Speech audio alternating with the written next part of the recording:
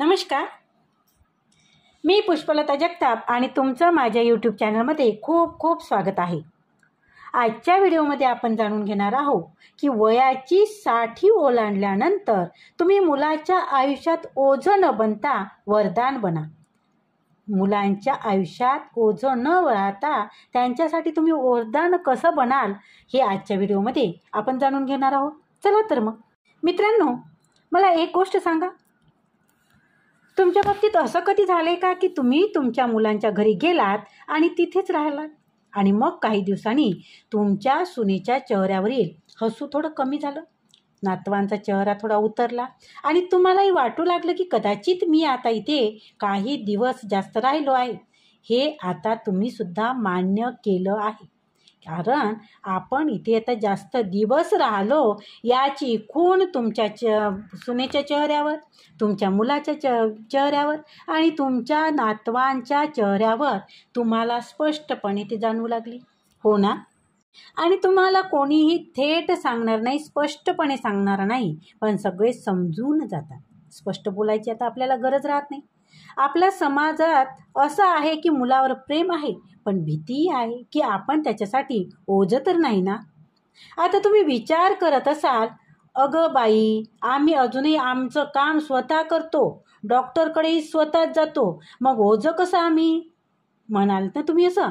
पण मित्रांनो, ओझं तेव्हाच होत नाही जेव्हा कोणी आपल्याला उचलून बाथरूममध्ये घेऊन जाईल, जेव्हा कोणी आपल्याला उचलून कुठे गाडीत बसवणार नाही, जेव्हा कोणी उचलून तुम्हाला तुमचे कपडे घालण्यासाठी तुम्हाला मदत करणार नाही, हे तेव्हाच ओझं नसते बरं.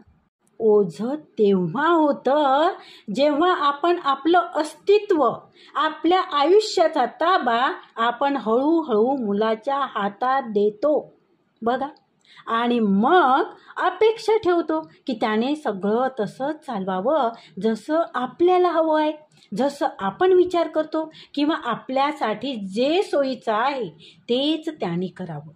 तर आजच्या या व्हिडिओमध्ये आपण या 4 गोष्टीबद्दल बोलणार आहोत, ज्या तुम्ही लक्षात ठेवल्याच पाहिजे आणि तुम्ही कधीही मुलावर ओझं होणार नाही. जर तुम्ही ह्या गोष्टी लक्षात ठेवल्या तर तुम्ही मात्र तुमच्या मुलावर कधी ओझं होणार नाही. उलट तुमच्या आयुष्यात तुमचं अस्तित्व एक वरदानासारखं वाटेल. चला सुरू करूया. पण लक्षात ठेवा, फक्त ऐकू नका, अनुभवा. कारण वय 60 असो वा 80, समजदारी कधीच निवृत्त होत नाही. आणि म्हणून तुम्ही फक्त ऐकायचं नाही, हा व्हिडिओ ऐकण्यासाठी नाही तर त्यावर अंमल करण्यासाठी आहे, की जेणेकरून आपण आपलं आयुष्य 60 नंतर असो अथवा 80चे असाल तुम्ही, पण तुम्ही तुमचं आयुष्य स्वाभिमानाने घालवलं पाहिजे, किंवा तुम्ही तुमचं आयुष्य स्वाभिमानाने जगायला पाहिजे. सगळ्यात पहिली गोष्ट म्हणजे तुमचं आर्थिकदृष्ट्या स्वातंत्र्य. तुम्ही तुमचे आर्थिकदृष्ट्या स्वतंत्र राहा. एक सरळ गोष्ट आहे, पैसा बोलतो इकडे. जेव्हा तुमच्याकडे स्वतःचा खर्च चालवण्यासाठी पुरेसा पैसा असतो, तेव्हा तुम्हाला प्रत्येक लहान गोष्टीसाठी मुलाकडे पाहावं लागत नाही आणि त्यांनाही असं वाटत नाही की तुम्ही त्यांच्या खिशावर ओझं आहात. बाळा, 1000 रुपये हवे होते, पेन्शन संपलं. ही ओढ 1-2दा ठीक वाटते, पण वारंवार जर तुम्ही हे बोलत जाल, मग भलेही ते हसून देतील, पण मनात त्यांच्या थोडी खंत राहून जाते की अरे यार, काय गड्या आईचं किंवा काय बाबांचं दर महिन्याला हेच चालत असतं, 1000 रुपये दे, 2000 दे. आणि मग चालू होतो त्यांच्या मनात एक प्रकारचे अकड त्यांच्या मनात निर्माण होते, किंवा नाराजीच म्हणू, नाराजी हा योग्य शब्द आहे. आणि जर तुम्ही आता 60-65च्या आसपास असाल तर आता वेळ आहे की तुमचं आर्थिक नियोजनाकडे लक्ष द्या. पुढील 20 वर्षात कोणत्या गरजा असतील? तुमचं आरोग्य आहे, तुमचं फिरणं आहे, तुमचे छोटे मोठे छंद आहे, सगळ्यांसाठी एक फंड ठेवा. आणि जर पेन्शन किंवा रिटायरमेंट फंड असेल तर तो लॉटरी लागल्यासारखा उधळू नका बरं. लक्षात ठेवा, ती तुमची लॉटरी नाही आहे, तर तो पैसा हे तुमचं आत्मनिर्भर तुम्हाला बनवण्याचं एक साधन आहे. आणि हा तोच पैसा आहे जो उद्या तुम्हाला आत्मनिर्भर ठेवेल. आता बरेच लोक विचार करतात, मुलांनी काय आपल्याला साथ द्यायची नाही का? मुलांनी आपल्याला साथ दिलीच पाहिजे. नक्कीच देतील. मी सांगते, मुलं तुम्हाला नक्कीच साथ देतील, पण जर आपण आधीच त्यांना आर्थिक जबाबदारीत बांधून ठेवलं तर त्यांना आपल्यासोबत राहणं एक जबाबदारी वाटेल, प्रेम नाही वाटणार. प्रेम त्याच्यात येणार नाही, तर त्यांना एक जबाबदारीची त्यांच्या मनात भावना निर्माण होईल. तुम्ही त्यांच्यासाठी एक जबाबदारी बनाल. तुम्ही स्त्री असा अथवा पुरुष असा. स्त्री असलं तरीही तुमच्यासाठी तीच भावना त्यांच्या मनात राहील, आणि पुरुष असले तरीही तुमच्यासाठी तीच, की माझ्यावर ही जबाबदारी आहे, मला त्यांना पैसे द्यावं लागतात, मला त्यांचं करावं लागते, ही त्यांच्या मनात एक जबाबदारी आहे. तर तसं न करता तुम्ही आर्थिकदृष्ट्या तुमचं सबल राहा, तुम्ही आर्थिकदृष्ट्या तुम्ही मजबूत राहा. आता बघूया दुसरी गोष्ट, भावनिकदृष्ट्या संतुलित राहायला शिका. खूप महत्त्वाचं आहे. मी वारंवार सांगते की वय झाल्यानंतर आपली भावनिक काय होतं की भावनिकदृष्ट्या आपण दुसऱ्यांवर अवलंबून राहतो, की त्यानं मला असं म्हटलं नाही, त्यानं मला बघितलंच नाही, तो मला बोललाच नाही, तो सरळ त्याच्या रूममध्ये निघून गेला, त्यांनी मला चालच म्हटलं नाही. स्त्रिया जर असतील तर कुठं बाहेर ते गेलेले असतील तर मला चालच म्हटलं नाही. अशा प्रकारच्या गोष्टीत पडूच नका.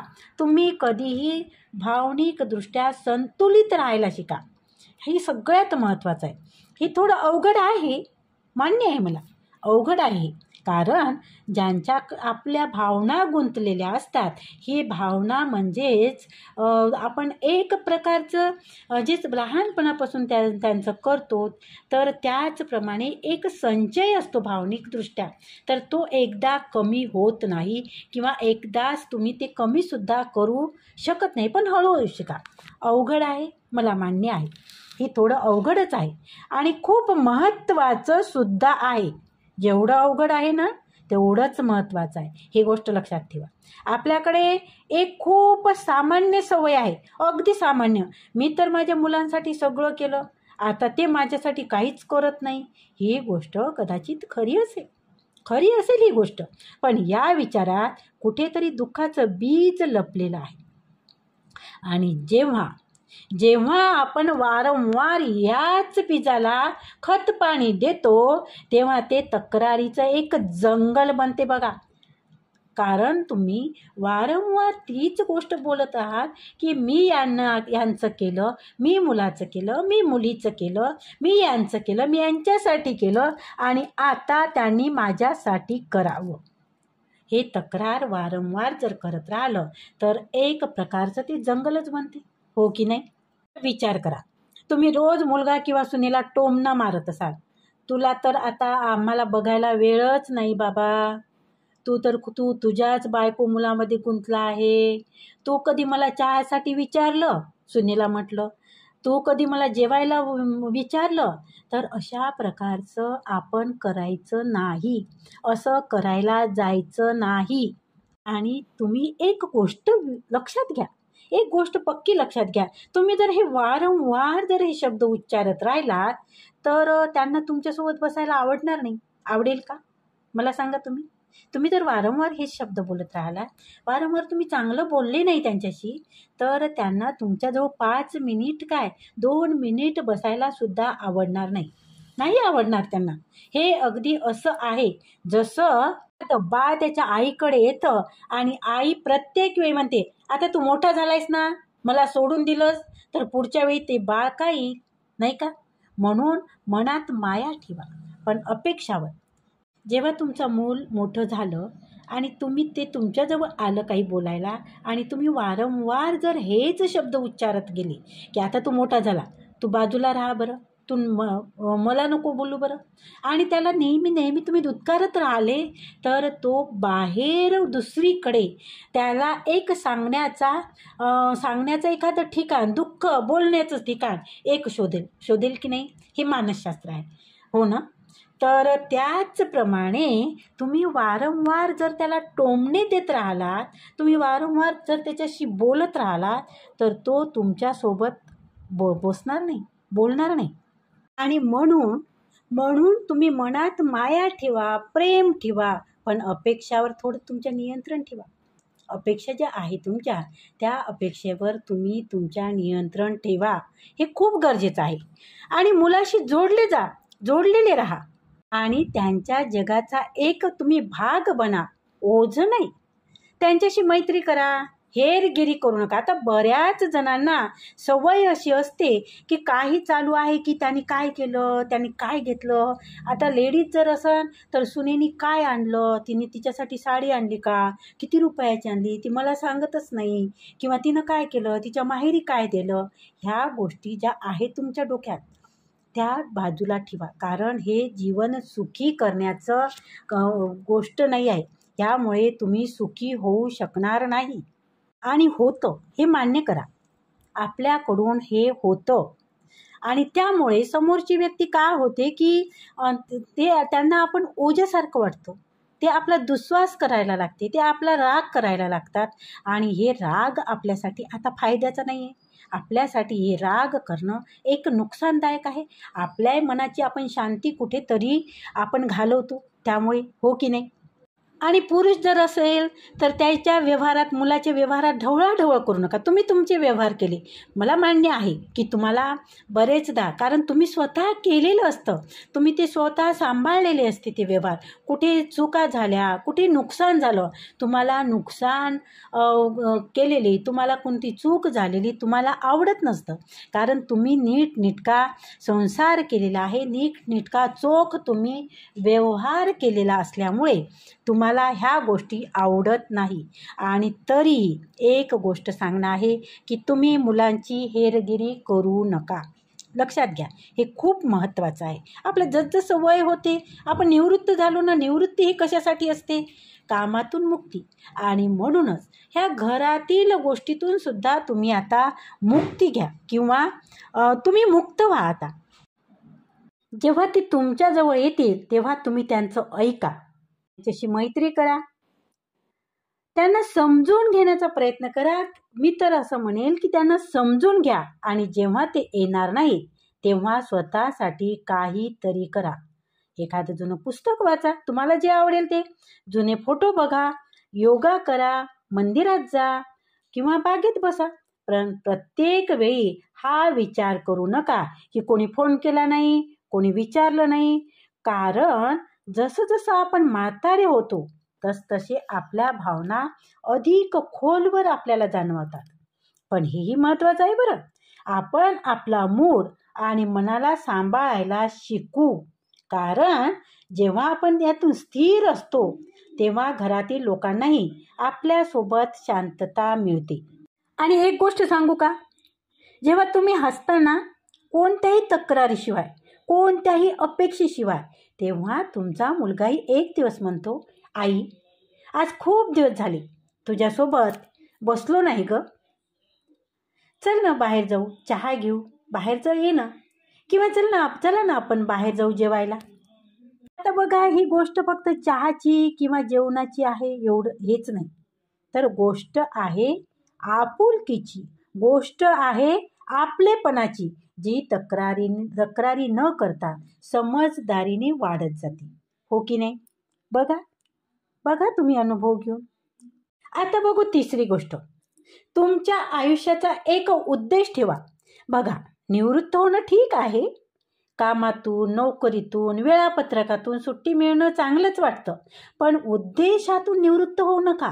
कारण जसा उद्देश सुटतो ना तसं आयुष्य सैल होतं, मन उदास वाटू लागतं, शरीर सुस्त होतं, आणि मग हळूहळू आपण आपल्याच घरात परके होतो.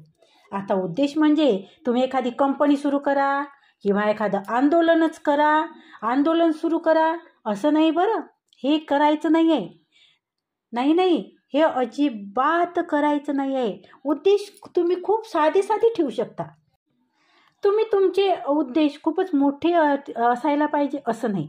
तर उद्देश साधे किंवा छोटे असले तरी चालते, पण तू मनापासून जोडलेले असावं. बघा, उद्देशासाठी कुठली मोठी गोष्ट तुम्हाला करायची गरज नाही. तुम्हाला ज्यात आवड आहे ना, ती गोष्ट करा. बघा, त्यात असू शकते की गरीब विद्यार्थ्यांना शिकवणे. तुम्ही जर शिक्षक असाल तर.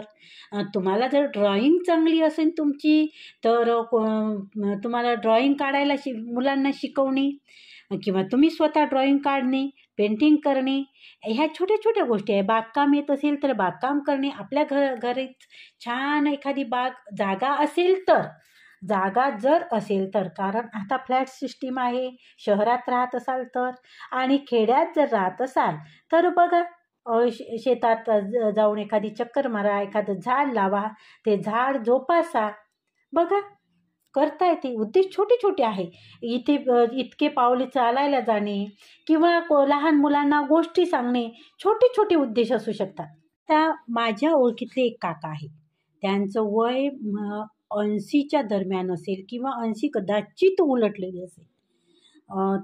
माझे नातेवाईकच आहे. त्यांचं जगण्याचा उद्देश आहे, जगण्यात त्यांची एक एनर्जी लेव्हल आहे त्यांची. समाजकार्य करतात, धार्मिक कार्यात भाग घेतात, कुठल्याही गोष्टी असो ते हिरिरीने त्याच्यात भाग घेतात आणि ते गोष्ट पूर्ण करण्यासाठी स्वतः झटतात आणि ते पूर्ण झाल्यानंतर त्यांना एक प्रकारचा आनंद मिळतो आणि ते उद्दिष्ट आहे त्यांचं जगण्याचं. माझ्या जवळचे आहे, ओळखीतले आहे आणि मी नेहमी त्यांना म्हणते की जेव्हा आम्ही तुमच्या एवढं होईल तेव्हा आमचीसुद्धा तेवढीच एनर्जी लेव्हल तुमच्या एवढी असायला पाहिजे.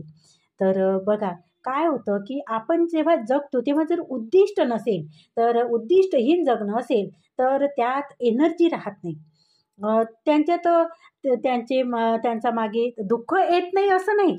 दुःख प्रत्येकालाच येतं. आजारपण येत नाही असंही नाही. आजारपण येतं.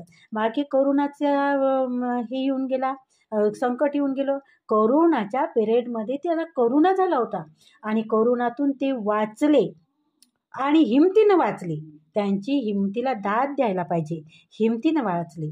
त्याचबरोबर पुढे त्यांचा ॲक्सिडेंट झाला, पाय मोडला, त्यातूनही ते बरे झाले आणि आता चांगले फिरतात सुद्धा. त्यांचं एनर्जी लेव्हल विचाराल तर 35 वर्षाचा माणूसही सुद्धा लाजेल. तुमचा जुना छंद पुन्हा सुरू करा किंवा बागकाम करा, पुस्तक वाचा, लेखन करा, मंदिरात जा, मंदिरात एखादी सेवा द्या, किचनमध्ये जाऊन एखादी रेसिपी बनवा तुम्ही, त्यातही आनंद आहे. शिवणकाम येत असेल तर शिवणकाम करा, विणकाम करा, काहीही किंवा एखाद्या मोहल्ल्यातील एखाद्या शाळेत मुलांना गणित शिकवा, काहीही असो. रोज सकाळी उठण्याचं एक कारण मात्र तुमच्याकडे असू द्या.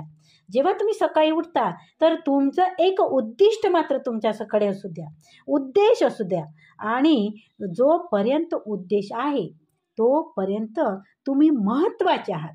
फक्त स्वतःसाठीच नाही, तुमच्या स्वतःसाठीच नाही, तर इतरांसाठी सुद्धा. आणि जेव्हा घरातील लोक तुम्हाला रोज कोणत्या तरी कामात व्यस्त, आनंदी आणि सक्रिय पाहतात, तेव्हा त्यांना वाटतं की हा माणूस ओझं नाही आहे, हा माणूस आपल्यासाठी एक प्रेरणा आहे, हा माणूस आपल्यासाठी एक प्रेरणादायी व्यक्ती आहे. आणि असं म्हणून ते तुमच्याकडे पाहतात, तुमच्याकडे ओझं म्हणून पाहत नाही. आणि म्हणूनच मला सांगणं आहे, मी तुम्हाला सांगते की जगण्यासाठी एक उद्देश हवा, उद्देश ठेवा जगण्यासाठी. आता बघू नंबर 4.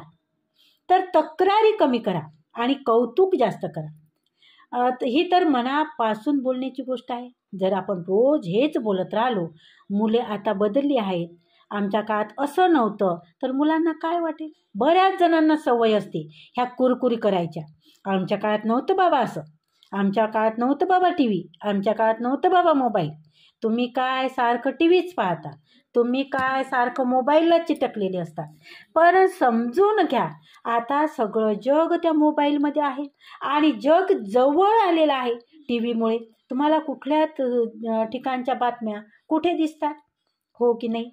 तर आता जग सुधारलेलं आहे, त्यात तुम्ही भाग घ्या आणि ते आनंद माना. तुम्ही तक्रारी करू नका, आमच्या काळात असं नव्हतं, आमच्या काळात तसं नव्हतं. तर मुलांना काय वाटेल त्यामुळे? त्यांना वाटेल की यांच्याशी बोलून काही फायदा नाही. प्रत्येक वेळी आपल्याला चुकीचंच ठरवतात, हे नव्हतं ते नव्हतं, आणि मग ती तुम्हाला कंटाळतील. बघा, प्रत्येक वेळी जर तुम्ही हेच बोलत राहिलात तर मुलं खरोखर तुम्हाला कंटाळतात, तुम्हाला चुकीचे ठरवतील. प्रत्येक वेळी त्यांना तुम्ही जर चुकीचं म्हणत असाल तर ते सुद्धा तुम्हाला किती तुम्ही चुकीचं बोलतात हे त्यांच्या लक्षात येईल. तुम्ही जरा विचार करा, जर तुमचे वडील प्रत्येक वेळी हेच जर बोलले असते, हेच म्हणाले असते की तू तर काहीच करत नाहीस रे, तुझ्या काळातले लोक फक्त आराम करतात, तर कसं वाटलं असतं? आपल्याही मनात दुःख झालं असतं ना. आणि म्हणून आता जेव्हा जमाना बदलत आहे तेव्हा तुमच्या विचाराची नजरही थोडी बदला, तुमच्या विचाराची नजरही थोडी साफ करा. प्रत्येक गोष्टी चूक शोधू नका. सून जर इंस्टाग्रामवर सक्रिय असेल तर याचा अर्थ असा नाही की ती घराकडे दुर्लक्ष करते. मुलगा जर उशिरा येत असेल तर याचा अर्थ असा नाही की तो कुटुंबापासून दूर जात आहे. प्रत्येक पिढीची स्वतःची एक गती आहे आणि ती गती तुम्ही समजून घ्या. आपल्याला आपली गती बदलायची नाही, तर दुसऱ्याची गती समजून घ्यायची आहे. मी आता तुम्हाला इथे असं म्हणणार नाही की त्यांनी किती फास्ट मोबाईल चालवतात किंवा ते किती त्यांना लॅपटॉपचं समजतं, म्हणजे तुम्हालाही समजायला पाहिजे, तुम्हालाही त्या गोष्टी आलेल्या पाहिजे, तर असं नाही. पण तुम्ही ही जी गती आहे, ह्या जमान्याची गती आहे, ती गती तुम्ही समजून घ्यावी. आणि जेव्हा आपण कौतुक करायला शिकतो ना, तेव्हा नाती फुलतात. सुनेनं जर चहा चांगला बनवला तर बोला, खूप छान झालाय ग. नातीने एखादा डान्स केला तर टाळ्या वाजवा. आणि मुलाला जर प्रमोशन मिळालं तर छाती ठोकून सांगा, हा माझा मुलगा आहे. कारण आपण जितक्या वेळा कौतुक करतो ना, तितका वेळ आपल्या नात्यात गोडवा मिळतो. आणि त्या गोडव्यात एक प्रकारचं माधुर्य मिसळलेलं असतं. आणि विश्वास ठेवा, जेव्हा तुमच्या शब्दामध्ये गोडवा असेल तेव्हा तुमची सोबत ओझं नाही बनत, तर तो आशीर्वाद वाटतो. आता बरेच लोक म्हणतात, अगं बाई, आम्ही तर खरं बोलतो ना, ते कोणाला वाईट वाटलं तर आम्ही काय करणार? पण हे तुमचं खरं बरोबर आहे, पण त्याची भाषा सुद्धा वेगळी असायला हवी. आणि मैत्रिणींनो, सत्य जर नम्रतेशिवाय दिलं तर ते कडूच वाटतं बघ. जसं कडू औषध मधासोबत घ्यावं लागतं ना, तसंच खरं बोलण्यासाठी थोडं समजदारी, थोडं प्रेम आणि योग्य हे सगळ्यात महत्त्वाचं, योग्य वेळ लागते. आणि जेव्हा तुम्ही हे शिकाल तेव्हा तुमचे शब्द जखमा देणार नाही, तर ते औषध बनतील. हां, तुम्ही प्रमोशन मिळालं, तुम्ही जर त्याचं कौतुक केलं तर त्यालाही चांगलं वाटेल. इंस्टाग्रामवर तुमची सून जर सक्रिय असेल तर ती घराकडे दुर्लक्ष करते असा अर्थ नाही. ती काहीतरी शिकत आहे, नाही का? आणि म्हणून तुम्ही त्यांचं कौतुक करा, नवीन पिढीचं कौतुक करा. आणि सतत जर तुम्ही त्यांना दोष काढत राहिले, सतत जर बोलत तुम्ही राहिले तर ते तुम्ही त्यांच्या आवडीचे होणार नाही, तर तुम्ही त्यांचा रागास पात्र व्हाल, तुमचा ते राग करायला लागतील. आणि म्हणून बघा, तुम्हाला काय वाटतं? पटतं का माझे? आणि जर पटत असेल तर तुम्ही नक्कीच मला कमेंटमध्ये तसं सांगा. आता बघू 5वी आणि सर्वात महत्त्वाची गोष्ट म्हणजे स्वतःची ओळख टिकवून ठेवा. सगळ्यात महत्त्वाची गोष्ट आहे की तुमची स्वतःची ओळख तुम्हालाच टिकवून ठेवायची आहे, दुसरं कोणी नाही. बघा, बरेच लोक निवृत्त झाल्यावर मी कोण आहे हा प्रश्न सोडून देतात. ते विचार करतात की मी आता फक्त माझ्या मुलाची आई आहे किंवा माझ्या मुलाचे वडील, हा माझा मुलगा आहे किंवा मी त्या सोनूची आजी आहे. अगं बाई, तुम्ही त्याही आहात, पण फक्त त्याच का? का त्याच? आजीच का? आईच का? तुमचं नाव काय आहे? तुमचे विचार काय आहेत? तुमच्या आवडी निवडी काय आहेत, तुमचे स्वप्न, तुमचं हसणं, तुमच्या जुन्या गोष्टी, हे सगळं अजूनही जिवंत आहे आणि ते जिवंत ठेवणं हे तुमची जबाबदारी नाही आहे का? जेव्हा आपण आपली ओळख फक्त नात्यापर्यंत मर्यादित ठेवतो तेव्हा हळूहळू ती ओळखही अस्पष्ट होऊ लागते आणि आपल्याला वाटतं की आता आपण महत्त्वाचे उरलेलो नाही, आपण आता महत्त्वाचे पूर्वीसारखे राहिलेलो नाही. पण पण जेव्हा तुम्ही तुमच्या नावाने पुन्हा जगायला सुरुवात करता तेव्हा नाती आणखी मजबूत होतात. एकदा एक विचार करा, तुमच्या मनात विचार करा, तुम्ही नेमकं तेच आहात का? तुम्ही आजपर्यंत जगलेलं आयुष्य तेच होतं का? नाही ना?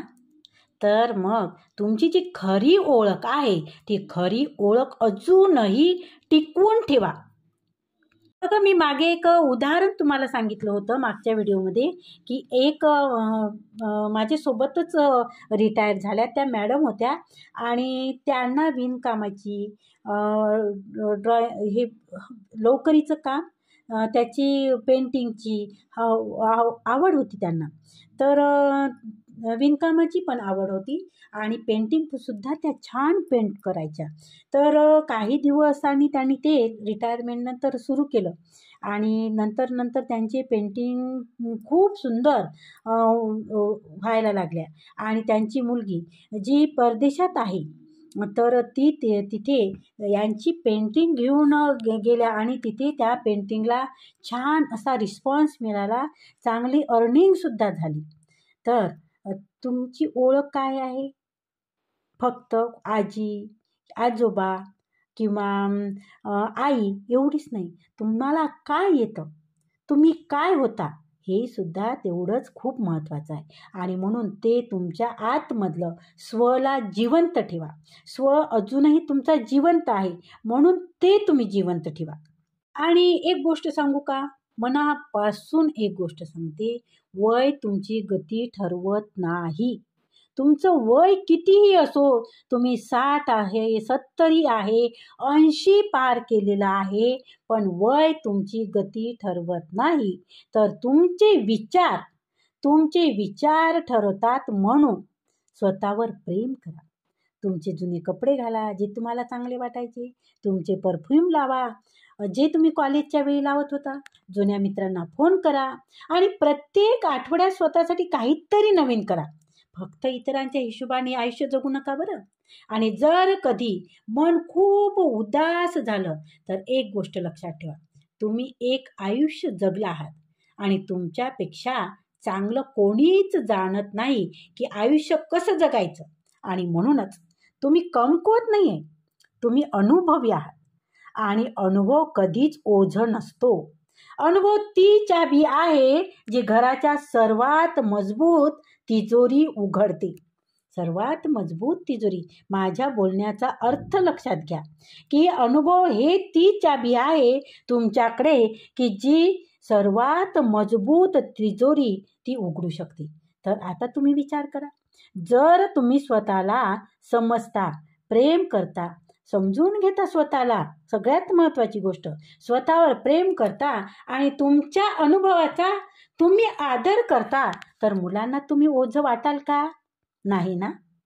तर मैत्रिणींनो, ते तुम्हाला असं म्हणतील की हे तर आमच्या घराचे आधार आहे, ही आहे तर घरात समजदारी आहे, प्रेम आहे, मजा आहे. कारण जेव्हा आजी आजोबा किंवा आई वडील स्वतःला ओझं समजू लागतात तेव्हा मुलं नकळत तेच अनुभवू लागतात. पण जेव्हा तुम्ही स्वतःला एक खजिना समजता ना तेव्हा सगळ्यांना तुमचं महत्त्व कळतं. म्हणून तुम्ही एक ओझं आहे, मी ओझं आहो असं न समजता तुम्ही स्वतःला एक खजिना समजा. आणि फक्त खजिना नाही तर अमूल्य असा खजिना. आता या गोष्टीवर थोडं थांबा. तुम्ही तुमच्या आयुष्यात किती काही केलं आहे. एक कुटुंब उभं केलं, संघर्ष झेलले, मुलांना शिकवलं, तुमचा स्वाभिमान तुम्ही जपला. तर आता या वयात स्वतःला कमी का समजता? हा सगळ्यात मोठा प्रश्न आहे. का तुम्ही स्वतःला कमी समजता? हे आयुष्य तुमचं आहे, शेवटच्या श्वासापर्यंत तुमचं राहील. तर ते असं जगा जसं की एखादं आत्मचरित्र वाचत आहे कोणी. आणि आयुष्य असं दिमाखात जगा की लोकांना वाटेल किंवा सगळ्यांना ती एक प्रेरणादायी वाटेल. तर असं वाटेल की तुम्ही जगले आहात ते तुमचं जगणं कोणाला असं वाटेल की एक प्रकारचं आत्मचरित्र आहे. आणि प्रत्येक पान म्हणत आहे, काय माणूस होता हा, काय बाई होती, नाही का. तर बघा, कारण जगणं तर आपल्याच हातात आहे, नाही का. तर चला आता एक लहानशा गोष्टीवर या संपूर्ण चर्चेचा शेवट करूया. मुलांवर ओझं होण्यापासून वाचायचं जर असेल तर पैसा असावा पण अहंकार नसावा, भावना असाव्यात पण भावनेचं ओझं नसावं, उद्देश जरूर असावा पण दबाव मात्र नसावा, कौतुक असावं पण चापलुशी मात्र नसावी, आणि सर्वात महत्त्वाचं म्हणजे स्वतःवर प्रेम असावं, स्वतःची ओळख असावी आणि स्वतःचा आत्मसन्मान असावा. ह्याच त्या 5 गोष्टी आहेत ज्या तुम्हाला फक्त मुलाच्या नजरेतच नाही तर तुमच्या स्वतःच्या मनालाही शांती देतील. जर या गोष्टी तुमच्या मनाला स्पर्शून गेल्या असेल, जर या गोष्टी तुमच्या मनाला चांगल्या वाटल्या असतील तर एक लहानसं काम करा. खाली कमेंटमध्ये फक्त लिहा की मी ओझं नाही तर मी एक अनुभवाचा खजिना आहे. जर तुमच्या कोणत्याही मित्राला किंवा नातेवाईकांना हे जर ऐकायला हवं असेल तर हा व्हिडिओ शेअर नक्की करा. एक खरी गोष्ट योग्य वेळी सांगितली ना तर ती कोणाची तरी संपूर्ण विचारसरणी बदलू शकते. आणि म्हणूनच व्हिडिओला लाईक करा, व्हिडिओ शेअर करा, कमेंट मात्र जरूर करा. आणि पुढेही अशा गोष्टी तुम्हाला ऐकायच्या असतील तर चॅनलला सबस्क्राईब जरूर करा. कारण वय कोणतंही असो, मनाला तरुण ठेवायचं कोणतंही वय नसतं. जाता जाता फक्त एवढंच सांगू की तुमच्या आयुष्यातील शेवटचा चहाही तितकाच गोड बनवा जितका पहिला होता. तुमचा वेळ अजूनही तुमचाच आहे आणि तो खूप शानदार असू शकतो. तर धन्यवाद, खूप खूप धन्यवाद. व्हिडिओ जर आवडला असेल तर व्हिडिओला लाईक करा, शेअर करा, कमेंट करा आणि चॅनलवर नवीन असाल तर चॅनलला सबस्क्राईब जरूर करा, बेल आयकॉनला क्लिक करा. धन्यवाद.